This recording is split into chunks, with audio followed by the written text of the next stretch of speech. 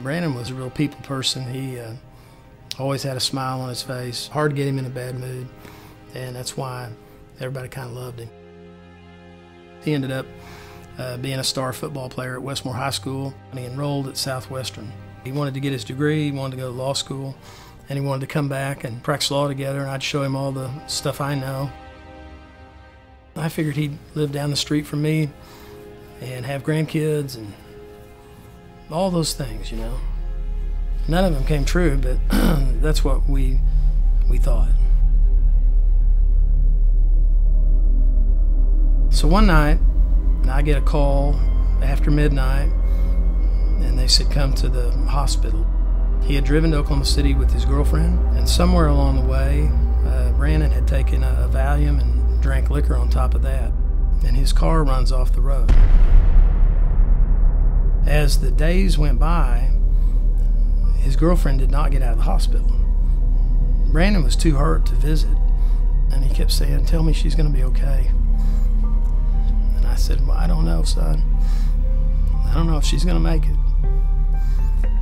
And sure enough, that day she died.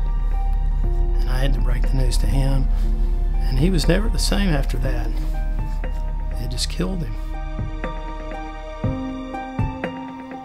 When I got a chance to debrief him about what happened, I learned that he had been taking Valiums, and I couldn't believe it. He said that all the guys in the weight room during football practice, they take Valiums. He said, "Dad, nobody ever told me you could start doing this stuff and not stop." He was a slave to that drug. Even though he was a big, powerful, strong kid with a lot of willpower, he was a slave. He and I had been avid motorcyclists forever. He was an excellent driver, but not when he was taking Valiums. And so he got on that bike. It's a 20-mile-an-hour speed limit, and he was probably, they told me, going 65, and he hit a brick mailbox and it just exploded. When I got to the hospital, they told me he had passed away, and I got to see him that last time. And, you know, I held him, and I held the back of his head. The back of his head was just crushed in. And there's no way I can describe to you what I was feeling. It was surreal. 6 months after Brandon died, they talked me into going to Africa.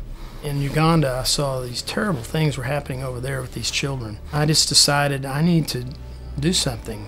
How can I sit here and watch these kids suffer? And I accidentally discovered that by helping those children, a byproduct of it was helping me. Ultimately, out of that, Pros for Africa was born. I had a second cause that I got caught up in, helping veterans. And ultimately, out of that, Pros for Vets was born.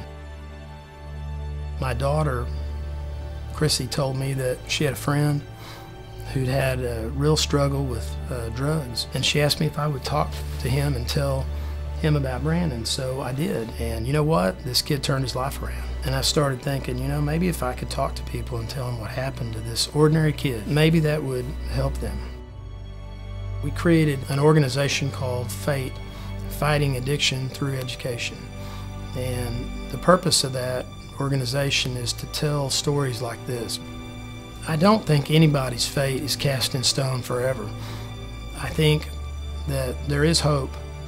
There are people out there who can make it, and we want to help them.